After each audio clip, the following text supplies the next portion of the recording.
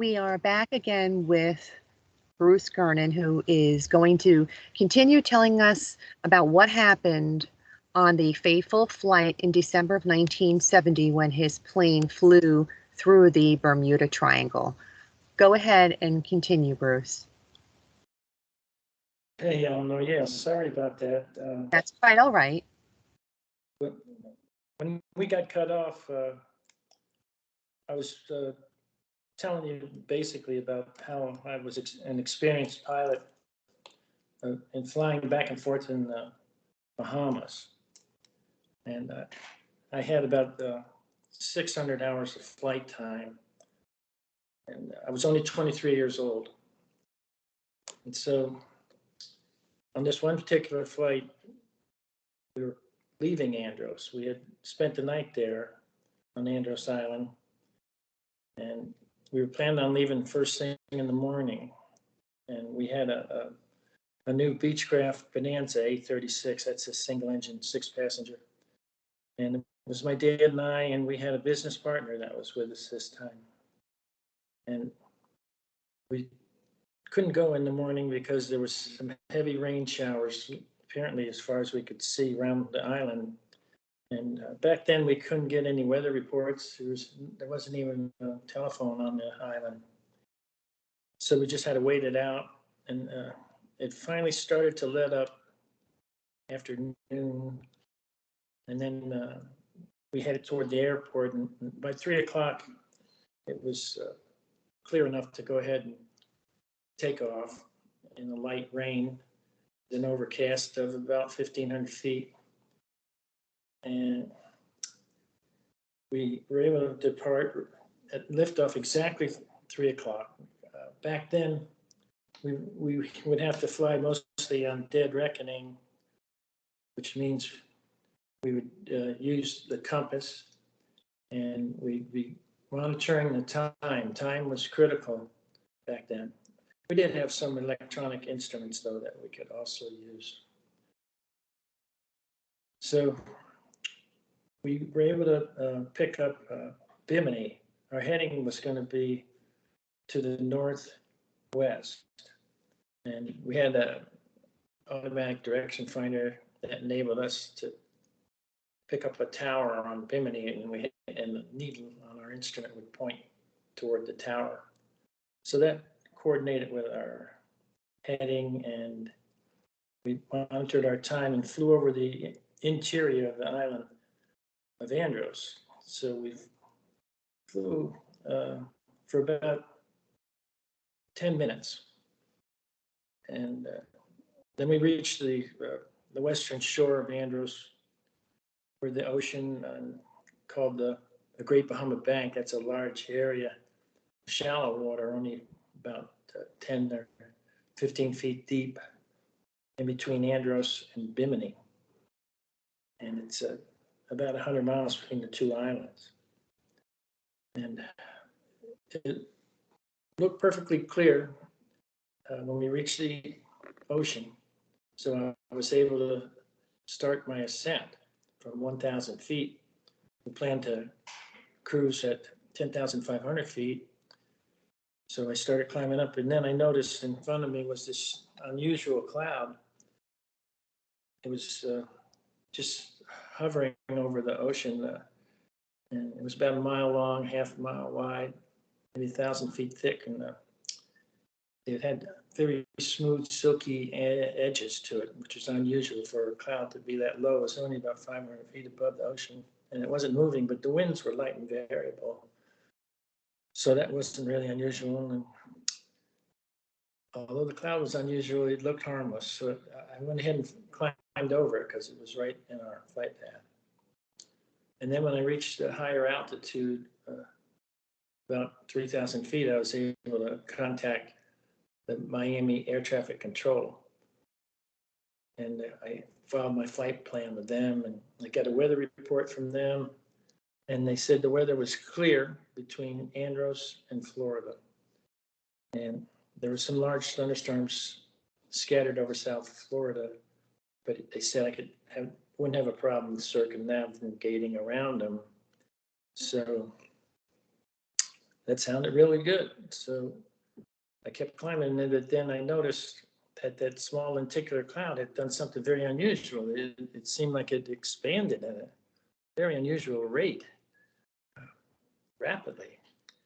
And it was right underneath the plane, and while we're still climbing up. And I thought, well, it must be the birth of a cumulonimbus thunderstorm. And I just happened to fly right over it. And that was unusual, but I guess it could happen. And so I just kept climbing and maintaining the heading toward Bimini. And then it caught up to me, and I'm climbing at 1,000 feet per minute. And it climbed up faster than me, so I had to go in it. And when I penetrated into it, it was clear. I mean, not clear. It was stable, but there were updrafts, and the visibility was very low. But it looked like a typical cloud inside, but the visibility was about the same, maybe only a few hundred feet.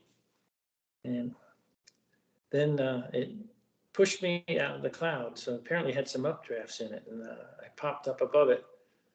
Thought I was going to be good, and I got a couple hundred feet above it, and then it starts catching up to me again. So then I went back in it again. And I'd go in for about 30 seconds, and then I'd pop out. So this went on for about 5 different times. And finally, my dad said,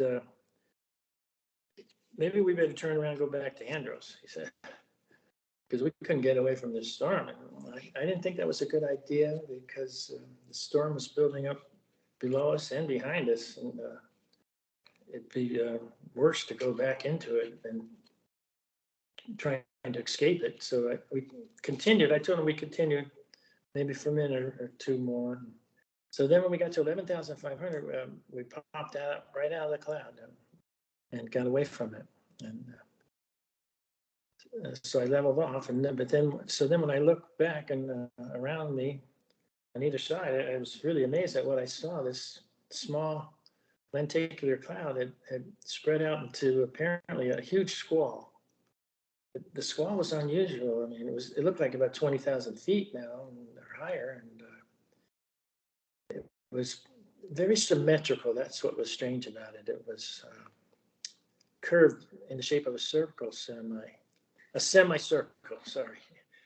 And I could see on either side of me about at least 10 miles. So I saw 20 miles of this storm, and it was like a perfect curve.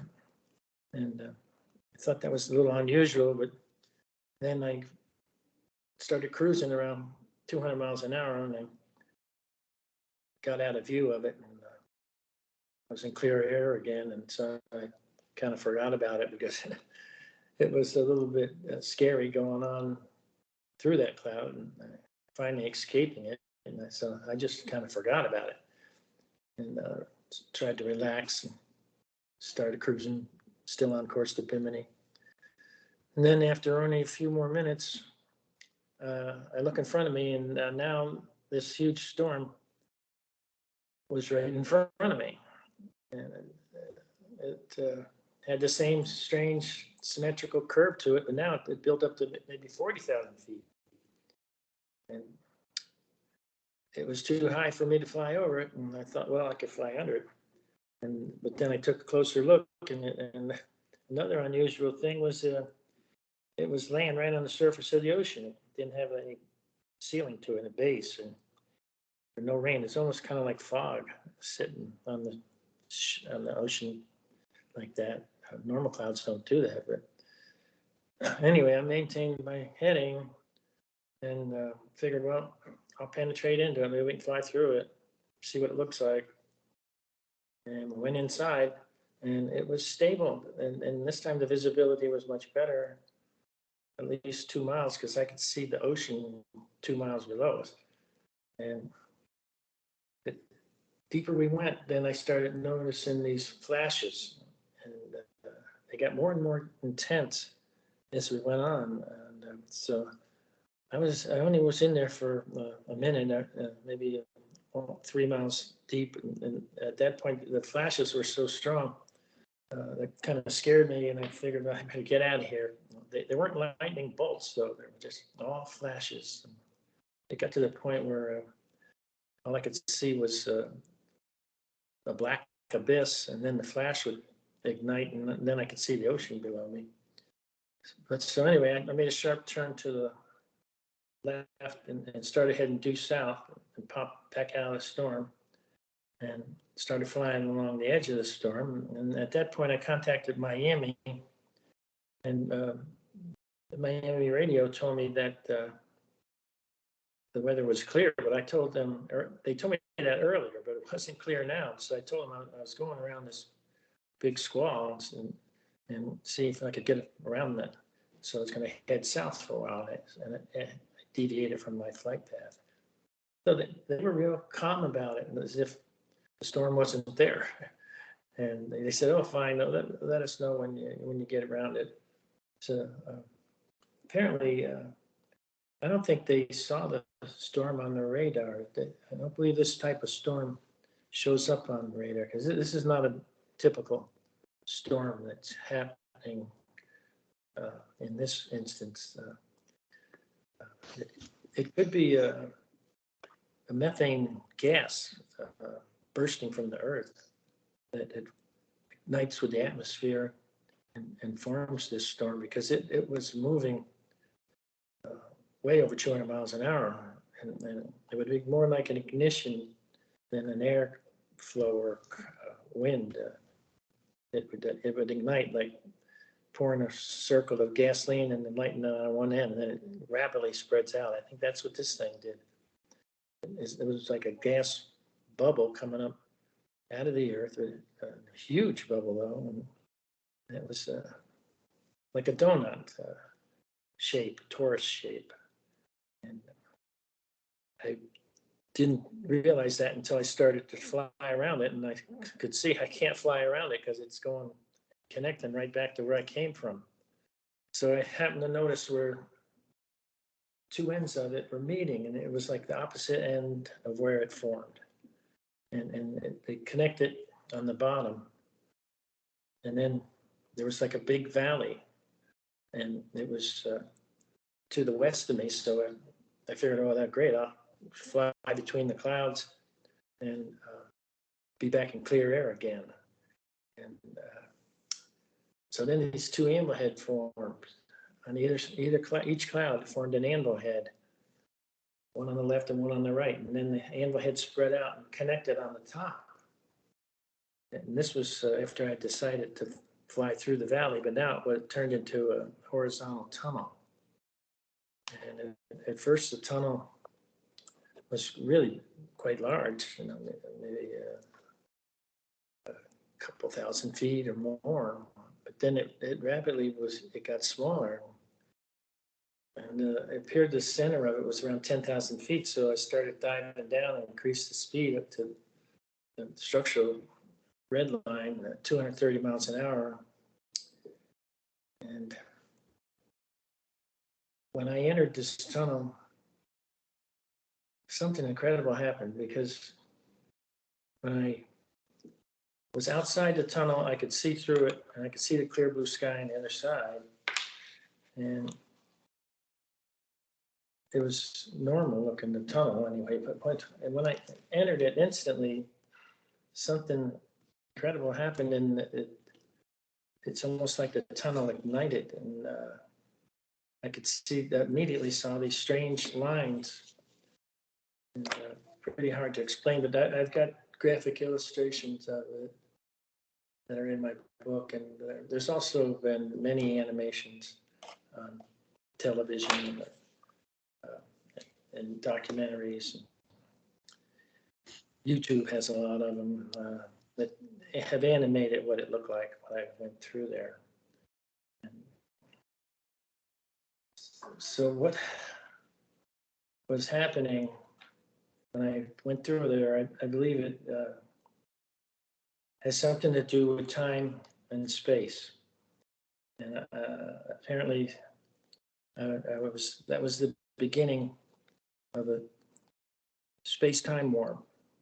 that I ignited with the mass of my aircraft penetrating into this tunnel, created the vision that I was able to see, and that apparently was the fabric of time, was what I was looking at. And it's like I should have been in there for about 3 minutes, because the tunnel appeared to be about 12 miles long. And at the speed I was flying, this should take about 3 minutes to reach the other end. But it was rapidly closing. When I entered it, it was maybe 300 feet in diameter. But after only about 10 seconds, it was less than 100 feet in diameter. And it got more and more narrow. And I was able to reach the other end of it. It only took 20 seconds instead of 3 minutes. And then another pretty incredible thing happened when I reached the other end of it. The wingtips scraped the edges of it, because now it was down to less than 33 feet, which is the wingspan. And when I popped out of it, I looked behind me and I watched it close right behind me. Ooh. And it turned to slip. And it was still rotating it clockwise when I looked at it from that direction. But while I was inside, it was the lines were rotating counterclockwise.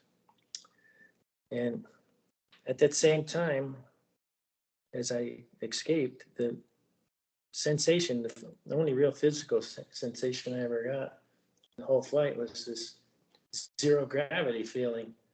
And it lasted about 10 seconds. And it was also different than zero gravity. It felt like hydroplaning also. So it felt like it was zero gravity, but I also felt like I was skidding forward. And so at that same time, the clear blue sky disappeared also. So I'm wondering, well, what happened? It was pure blue, clear. And now it's all hazy. And this is where I got caught in what I call electronic fog. And it's something very unusual. So I thought it was a fog at the time, and I was flying through it. Everything looked strange, though. It was hard to explain what everything looked like. The visibility appeared to be good, but I couldn't really see anything. So it couldn't be good. But it appeared almost clear, and I could kind of see the ocean below me, but that didn't look normal at all. I couldn't see the horizon anymore. I looked at my instruments to check my position, and I had a hard time figuring out my location. I should be about 90 miles east of Miami. And so I asked my dad, he was our navigator, to give me a position fixed. And he fumbled with the instruments, and he couldn't figure out where we were either. And then I noticed the compass itself was slowly rotating counterclockwise, nonstop. And all the electronic navigational instruments were malfunctioning. So that was another unusual thing. And I wasn't sure exactly of my position because of that. I knew where I ought to be, but I couldn't verify it. I was 100 miles from Miami when I entered the tunnel, and so when I came out, I should be like 88 miles from Miami. And so I was able to contact Miami Air Traffic Control and ask them to help me with my location. And they checked it out on their radar, and they couldn't find me. And I had a transponder instrument that was supposed to help identify me on radar, and that wasn't working. And so they said they didn't have any airplanes in between Andrews in Miami at the time. So that didn't help at all, calling them on the radio. But I guess they could tell that I was maybe in distress at that time. Sure. I didn't want to admit it because I was kind of like a macho attitude back then. Being only 20, 23, nothing really scared me. Mm-hmm. And so I kept flying. My dad went into a state of panic at this point.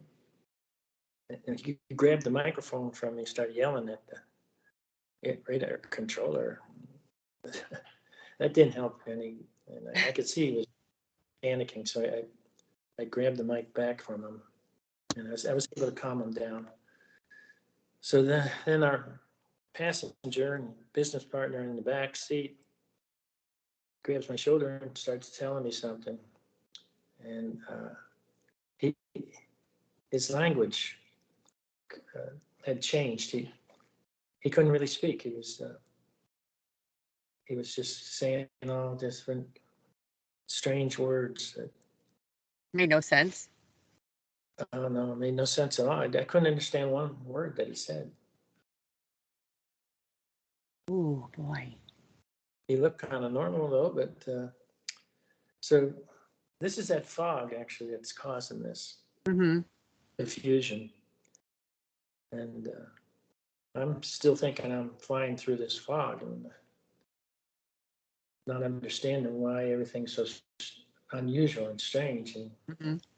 And so 3 minutes went by, and so I was able to just maintain my heading, and I didn't make any turns, which is a good thing, because when I went into the fog, I was heading directly for Miami, easterly heading.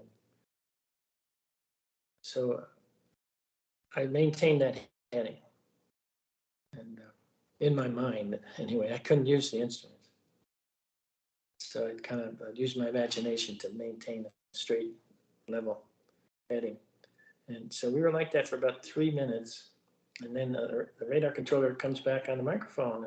And there was like radar silence for those 3 minutes. Even with heavy traffic all around Miami, I think everybody was listening to me, trying to figure out what's happening to him. And so the radar controller was really excited that he found a plane right over Miami Beach.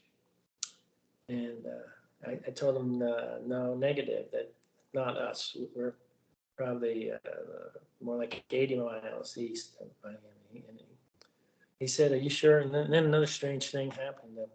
This fog, what I call electronic fog, electronically dissipated. And, you have to see what that looks like. Not too many animators have got that right, but I've got a graphic illustration in the book that gives you a pretty good idea of what it looks like. And I've created some videos that will show what it looks like, but I haven't presented them yet to the public. But it took about 10 seconds, and what happened was these lines, strange lines, formed parallel to the direction of flight of the airplane. And then each line cracked open, and I could see blue on the other side of the line. I'm sorry, you could see what? Blue sky. And it only took about 10 seconds, and the fog cracked open, and the fog got smaller and smaller until the only thing left was the blue sky. And so I call it electronic dissipation. And right after it happened, I looked back expecting to see this huge cloud bank that I had been flying through, and it was perfectly clear sky behind me. There was no fog bank. See, that was the electronic fog that was connected to me. And I didn't realize it at the time. And it took me 30 years of researching it to finally figure out why. And it's because it was connected with me, flying with me. And no one had ever realized that that was possible. even though there had been pilots and planes and boats and cars that had been in it, and they always think they're flying through it just like I did. But no, this is something different, and you fly with it. And so I told the controller, "Wow, you're right. That's Miami Beach right below me." I didn't think it was possible because I'd only been flying for 33 minutes. And in just 3 minutes and 30 seconds ago, I was 100 miles east from Miami, and now I'm right over Miami. So that part didn't make sense at all. But So it was kind of like it time traveled you or teleported you 100 miles quicker than you should have even legitimately been. right, somehow, I didn't know how, but that's what happened. Wow. What was it that you saw in the lines again? What I saw in the lines, Yes. well, I just saw how they split apart. And it started off as a line, and then it turned into like a split and cracking, a crack that opened up. And I could see the clear blue sky on the other side. So, in other words, this fog was like a cocoon that was wrapped around the airplane, Mm. a sphere, maybe egg shaped. I'm not sure, but it was maybe 100 yards thick or so. Do you think it's possible that each of those lines might have been a different time space? Well, it has something to do with time space, the lines, Mhm. the way electronically dissipated and disappeared within 10 seconds. And I think it has something to do with the ocean and the land mass. So, yeah, I was over the ocean the whole time I was in it, and then it detached right when I reached the land. And I've experienced it a second time over the Everglades, and just the opposite. I was over the land, and it attached to me, and so I decided to get away from it. Would be to try to go to the ocean. So I made the turn to the ocean, and when I reached the ocean, this time it slowly detached. It's in a different manner, but in an electronic dissipation, the way it dissipated, it was not like a normal cloud or a fog. It had some kind of electromagnetism mixed in with it, so that made it act different than others. So from there, I was still at 10,000 feet over Miami, and I signed off with the radar controller and flew out to Palm Beach. And I had to go way out west because there's a big storm over Fort Lauderdale and another one out over the Everglades. I had to fly in between them this time. And again, and this time I had to fly like through under a bridge that was the only clear spot in between the two big storms. That was kind of odd too, but I did that and then headed back over to Palm Beach International where we kept our plane. And so when I touched down, I checked the clocks and it was 47 minutes. And that didn't make either. It's always taken 80 or 90 minutes on the many times that I had made that flight. And then also later, through research with my physics professors, they gave me the idea to check the gas receipts, which we kept records of. And it ends up I used 10 gallons less fuel on that flight that I normally would burn. Wow. That kind of adds to the hard truth. Yeah. I've got the original gas receipt. That's cool. On December 4th, 1970. After you got back on track and you realized that Miami was right below you, how did your dad and the business partner react? How did they feel? Was everything normal after that? Yes, well, as soon as the electronic fog dissipated, everything was instantly got back to normal. All the instruments start working. My business partner in the back seat started talking normally. My dad felt fine, and I felt fine the whole time. But I find this electronic fog that can affect people in different ways. Mm-hmm. It can make them go to sleep. It can make them nauseous, like our business partner. And it can make them panic, like my dad. And it can induce spatial disorientation to pilots, which is the worst thing that can happen to a pilot. Because once that is ingrained in your brain, you're going to go into a graveyard spiral and spiral down to the ocean or the land, crash, nose first. Now, the business partner, did you tell him that you couldn't understand what he was saying, and how did he react to that?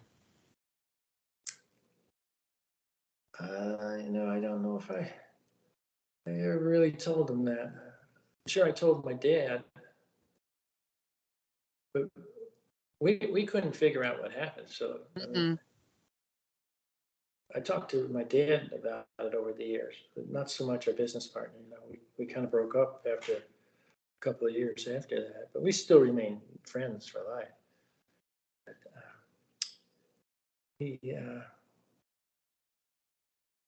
he claimed that his family came up to me many years later after my first book came out and said they were amazed that the kids that were grandchildren, his name is Chuck Lafayette, and they were amazed to see that he was in the book with me, and because he used to talk to them a lot about what he experienced.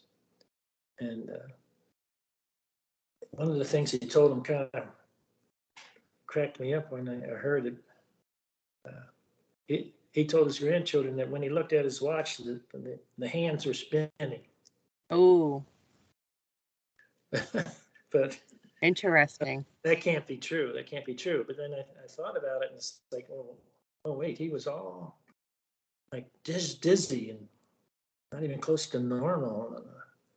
And so maybe he actually did look at his watch, and it looked like the hands were spinning. Right. Yeah, because this fog can affect people in different ways for sure. So I'm spending the rest of my life trying to prove it's real, and I want people to know about it, and because it can save their lives if they happen to get caught in it, especially if they're flying an airplane.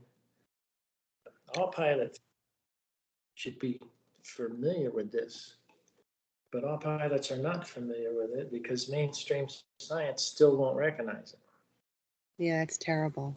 You guys were very, very lucky to have made it out, especially with the history of so many losses already. Yeah, we were lucky, that's for sure. It's kind of like fate got us through there somehow. Maybe it's your mission is meant to get the word out there and help people, especially pilots.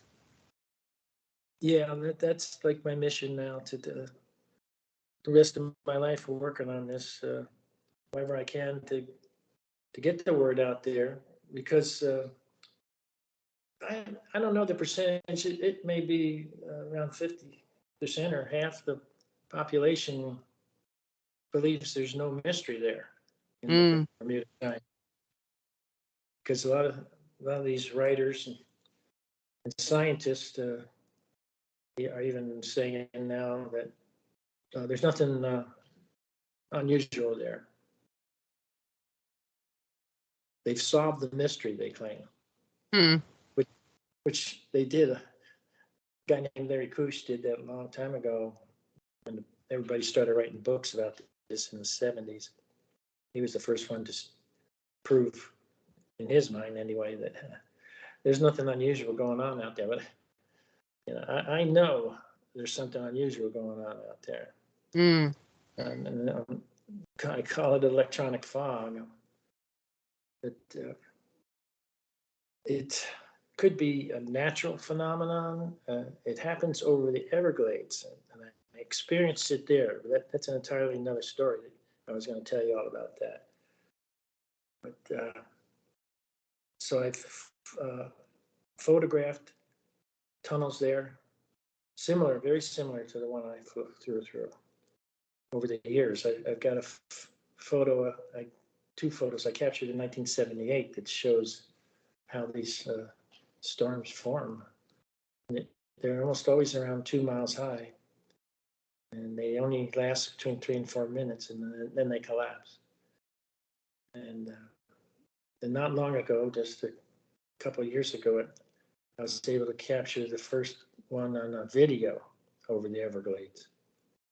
Because I'd been researching the Everglades for many years. I mean, for 20 years, I would fly back and forth over the Everglades from Palm Beach County and then fly over the Everglades to the Florida Keys, where I had real estate properties in both places. And I would fly at least once a week for 20 years. So I'm totally familiar with what's going on in the Everglades. And so I was finally able to capture a video of one of these storms. I call it a time storm or a vortex thunderstorm. Hmm. And actually, my granddaughter was smart enough to capture it on her new Apple cell phone, because when I was so excited in explaining what's going on, there was a group of us together when we witnessed this, and so I'm telling everybody all about it. And I never even think of videoing it, but she videoed it, so it's really great. Wow, that's cool. But it's 100% natural, the ones that form over the Everglades. And my theory is that after the tunnel collapses, after 3 minutes from its creation, or 4, it emits a spear, like a puff. It spits out a puff of this electronic fog. And then this fog may expand a little bit, to maybe 100 yards or something. Kind of like it could be in the shape of a ball, And it'd probably be difficult to see it. And radar does not pick it up. And it depends on the winds. It could be updrafts and it could go up real high, or it could be downdrafts and it could go all the way down to the surface. And this is a natural phenomena that I've seen many times over the and there's a spot in the Everglades where it forms quite often. And there's been several pilots that have become spatial disoriented because of it, right in that same area. But the one in the Bahamas, over the Great Bahamas Bank, that was different. That's the one that I'm thinking that the methane could be involved in that. And it's much larger than the ones in the Everglades. So I got a different name for that. I call that a circular vortex squall. Which would be pretty dangerous. It doesn't last very long. Unlike a time storm, it can take that thunderstorm can take an hour to form. It doesn't spread out like the circular vortex squall is rapidly. And I mean, apparently that circular squall only lasts like a little over 20 minutes or so. And I recently realized that that doesn't show up on radar either, because like when I got my weather report, they said there were no storms in the Right. They told you it Bahamas. was clear.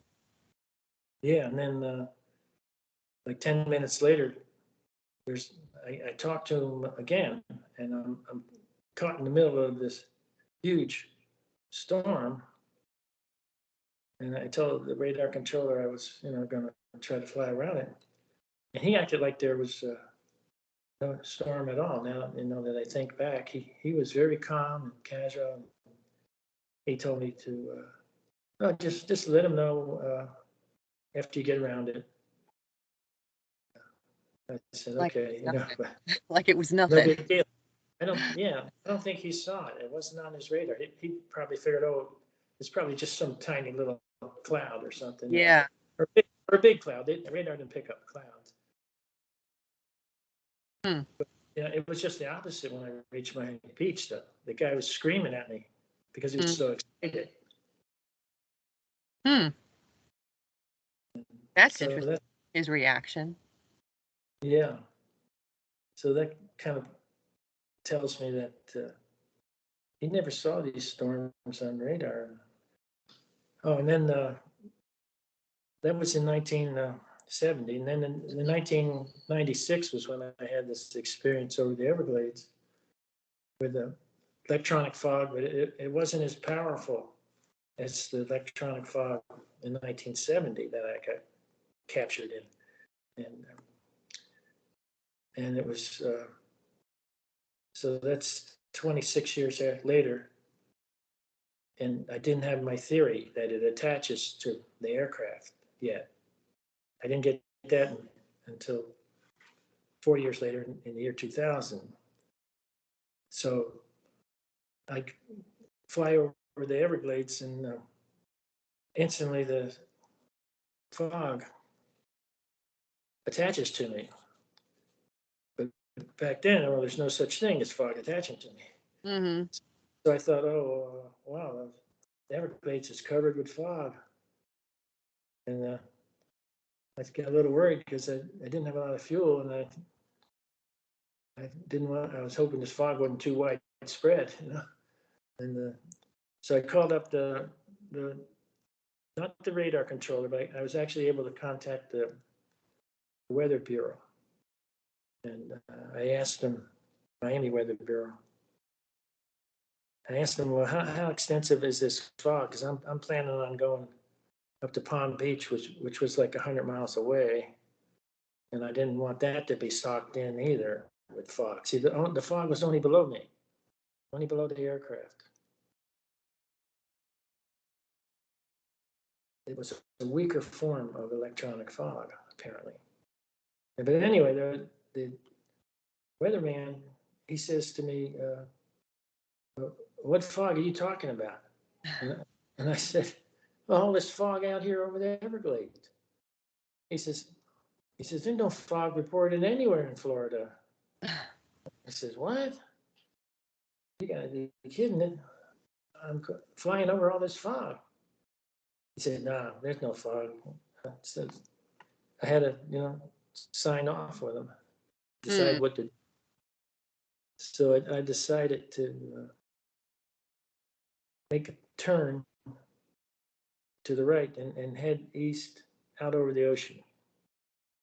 And again, I guess it was fate or something that's part of my theory. See, if you go from the mainland to the ocean, the fog will detach, or just the opposite. If you go over the ocean, then you go to the mainland, it will detach. So when I turned to go toward the ocean, I noticed a hole right below the airplane. There's like a hole in the clouds or the fog. I said, oh, that's unusual. And then I'm looking through the hole and I can see the earth, the Everglades below me moving the same speed as me, 180 miles an hour. So I'm thinking, well, now, wait a minute, this is impossible. Impossible. There can't be a hole through the fog that's going to travel with me at 180 miles an hour. And Interesting. so I figured, well, maybe it's just some kind of phenomenon that I'm not familiar with. But anyway, once I started aiming toward the ocean, the hole started getting bigger. And then it got to the point where the hole got so big, it was perfectly round the whole time. It had spread out all the way past the wings where I could see way past them. Until there was nothing left but like a ring of this electronic fog all around the airplane. And similar to when it detached from the airplane over Miami, I mean, I thought those lines that I was telling you about that cracked open, I thought they were a few miles long. And so this ring around the airplane, I thought, it's a few miles away from me. Because when I looked through it, there would be like a gap, a split in whatever I was looking at. Some clouds or some buildings over Miami, it would be split. Wherever I looked through it, I thought, well, that's really weird. But it was like again, that would be the fabric of time that I'm seeing the split, the cut in the ring around the airplane. But time didn't change a whole lot. It may have changed a few seconds, but so I didn't notice it. But strangely enough, I mean, this ring stayed around the airplane the entire 45-minute flight back to Palm Beach, and it didn't detach until the wheels touched down. Wow. On the runway. And I had Really? no idea what another phenomenon was. But then in 2000, the year 2000, I researching other pilots' experience.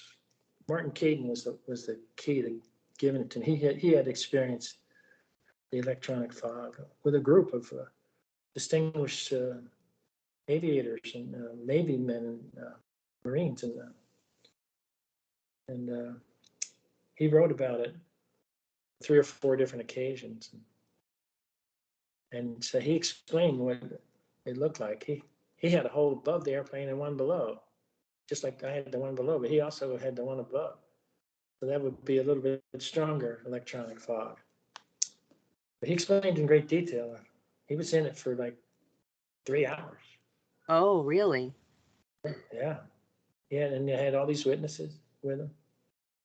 Nobody could understand it or explain it. This was probably back in the 70s. Yeah. Is it your opinion and your belief that, for example, the 5 Navy bombers that vanished on that routine training mission, is it your belief that they got disoriented and crashed? Yes, but there's a reason they got disoriented. It's called electronic fog. And I'm preparing to do a video for YouTube on that subject. Why do you suppose that they didn't find any pieces of the wreckage, though? Well, it's a really big ocean, but yeah, I mean, there should have been something I would have, because yeah. they were all trained on how to open the hatch and throw out the life raft that automatically inflates. Mm-hmm. And they were all already had their life jackets on. Most pilots don't even bother putting life jackets on when they're flying over the ocean. These guys were required to. Mm-hmm. All 5 of them, of the airplanes had the raft, and all, I think there were 14 airmen had their life vest on. So those things all float. Yeah. So I can't imagine all 5 of them crashed so bad that it killed them instantly. You would think that Yeah. some of them they would have got outside. And then eventually it would drift up on the shore, like the Malaysian airliner that crashed. All kinds of pieces Mm-hmm. drifted on shore. dozens of pieces, but not even one And then with piece. that, there was nothing. Isn't it true that the rescue plane disappeared as well? Yeah, that is a strange coincidence. It Oh boy, oh seems like boy. it may have blown up because they called it a flying gas tank, and they have discovered one of them. Josh Gates from Expedition Unknown Yes. TV. He discovered one right offshore of. I guess it was near where this one took off. So you mean he They have, found the wreckage? it may have, yeah. It's intact, and it's definitely one. I think they call them a PBY, and that was a TV show. I was with him on this show about the Bermuda Triangle.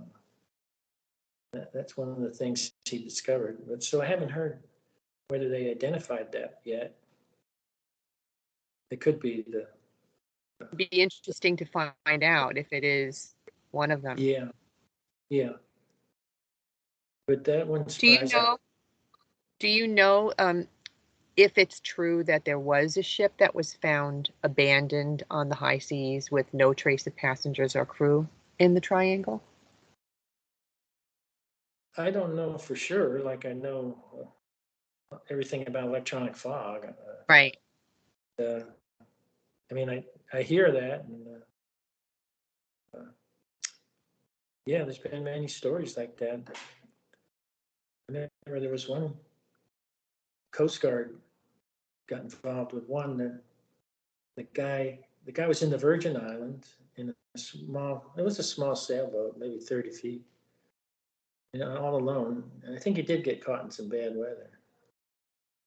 And so he disappeared, and they couldn't find him. But then it was like the next day, let's say, or maybe 2 days later, they found him. They didn't find him, but they found his boat. Right. It was 600 miles away. Maybe somewhere closer to Florida, I guess. And the boat was empty and undisturbed, and he was gone. Hmm. But the Coast Guard and the Coast Guard, he quoted this on television. He said that it would be impossible for the sailboat to travel that 600 miles in the time that they discovered it. Ah. It should have taken them like 3-4 days or something. So maybe he's a product of that electronic fog, like you were. Yeah, well, maybe he experienced some sort of space-time warp. Yeah. So that's what's considered the warp drive. Yeah, well, there's a scientist that I'm working with. I've worked with many scientists, some of them famous, and this one is a professor for the University of Nebraska, David Paris. And I worked with him now for over 10 years. We've been on several TV documentaries together. And he's become known for his research on the Bermuda Triangle. And he can work, he does the science of the Bermuda Triangle, the science of what I experienced. He concentrates on that. And he's a meteorologist and a physicist with high degrees in both, and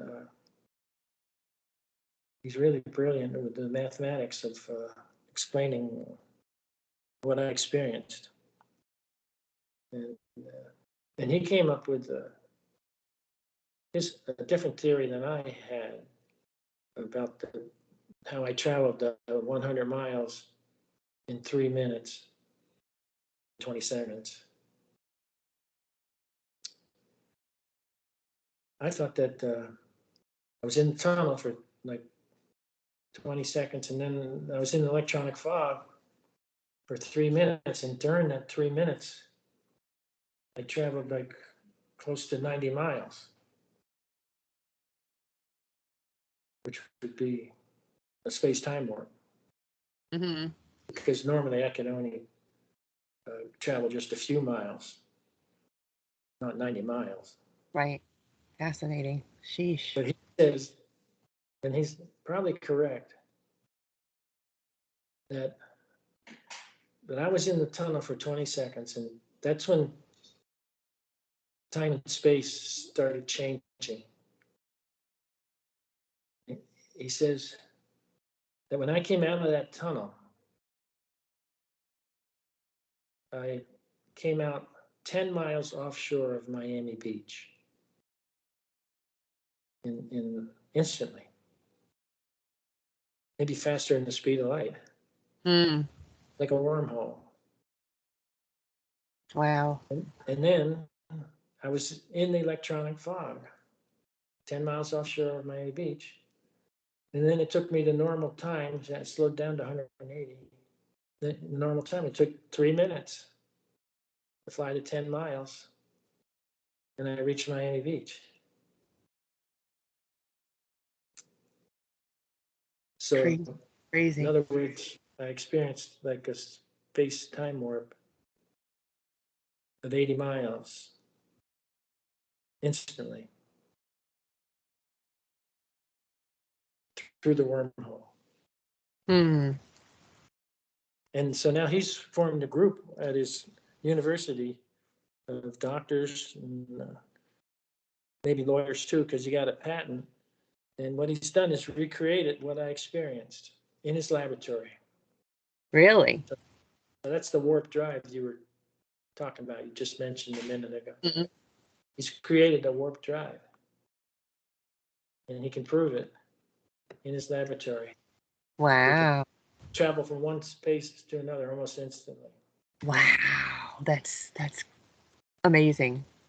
So he's trying to get government funding, which isn't easy, but he's got a distinguished group working on it.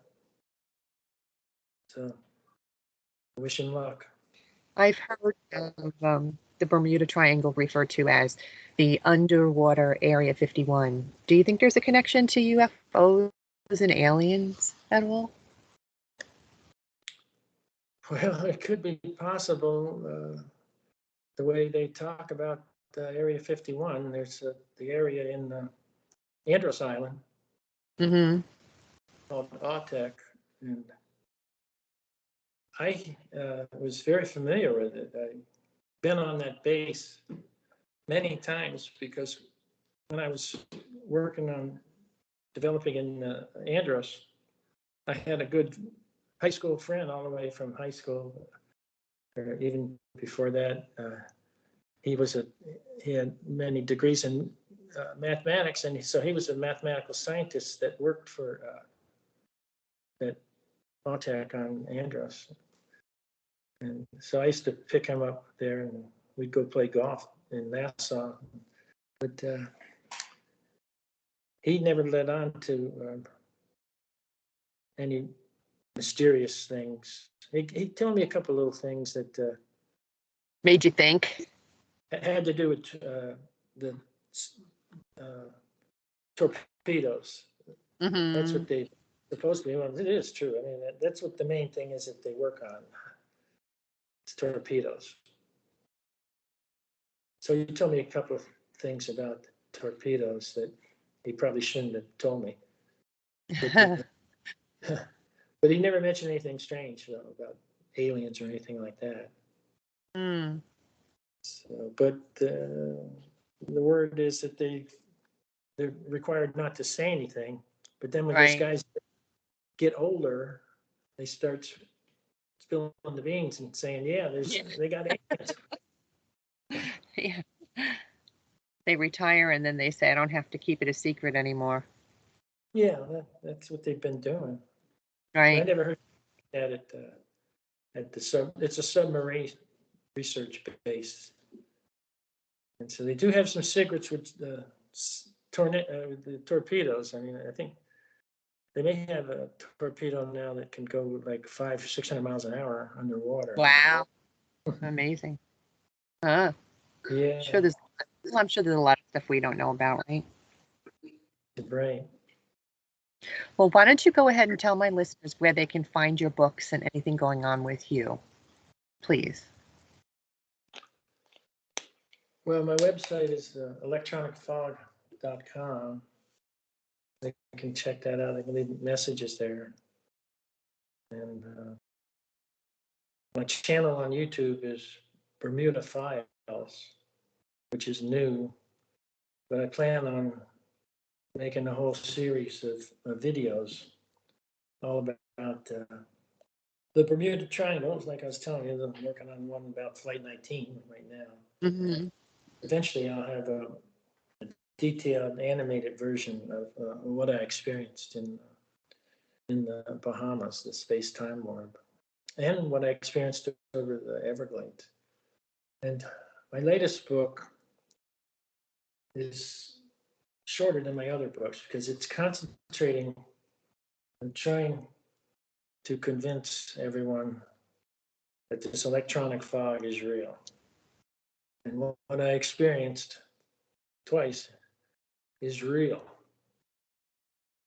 I mean, people are still saying, "Oh, there's nothing unusual." The mystery is solved. No, Mm-hmm. no, it's not solved. So my latest book is kind of dedicated to trying to get these people to believe that there is this mystery out there, and someone is going to, or a group, or whatever, is going to get more data related to it, and then we're going to find out exactly how it works. I mean, I could say then I compare it to lightning. It's that important too. I mean, like lightning. I mean, lightning helped us to harness electricity, and you know how important that is. Sure. Mhm. So that's how important this electronic fog is, because once we get this harnessed, we'll be able to use it to manipulate time. Oh Space, boy, imagine that. Boy, oh and boy. we'd be able to go to other planets and stars. Mm.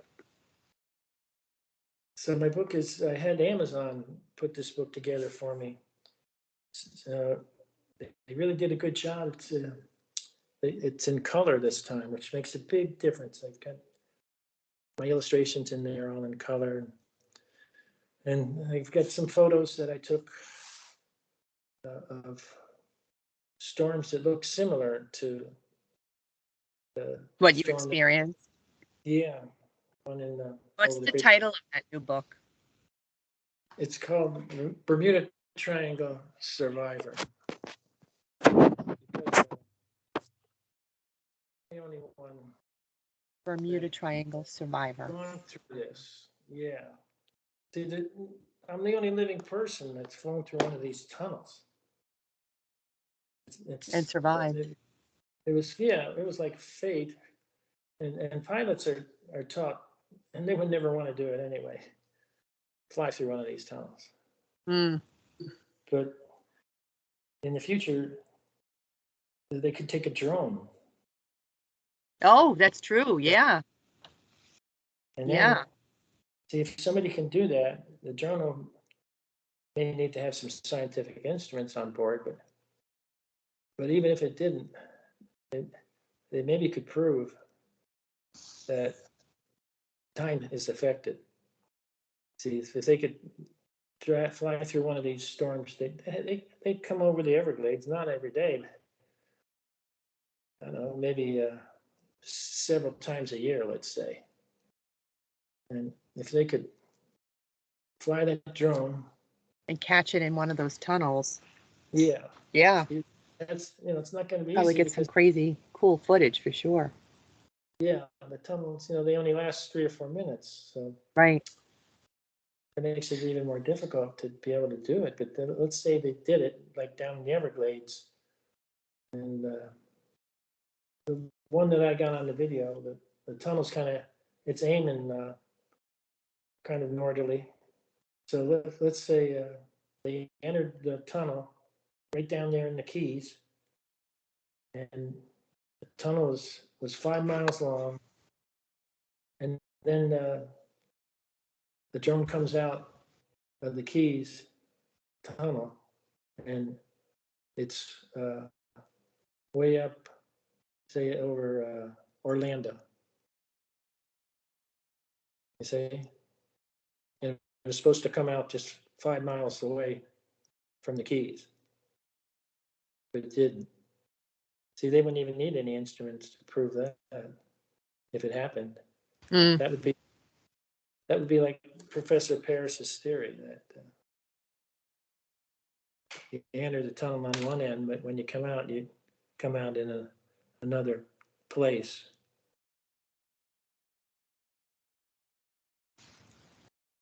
So that's something that I hope will happen in the future. Yeah. And then that would help to prove the phenomenon of the electronic fog is real. Mm-hmm. Well, this has been extremely interesting, to say the least. Yeah. It's Well, I want to thank you so much, Bruce, for joining me today and sharing your experience and what happened with you. And I'm excited to hear that you figured out what it is, and hopefully you can get that word out, and I can help you along with that as well. right. Well, you're helping me by getting this out, getting my message out. It's not like I figured it out yet. That's why I'm doing this. I want some help. Sure. From some could be, amateur scientists. They may do it. The drone experts, combination of both. Let me ask you, if you have the chance to go through that tunnel again, would you do it? Well, that's a good question. I mean, if it was the one in the Bahamas, I've often asked myself that. Would I have disappeared?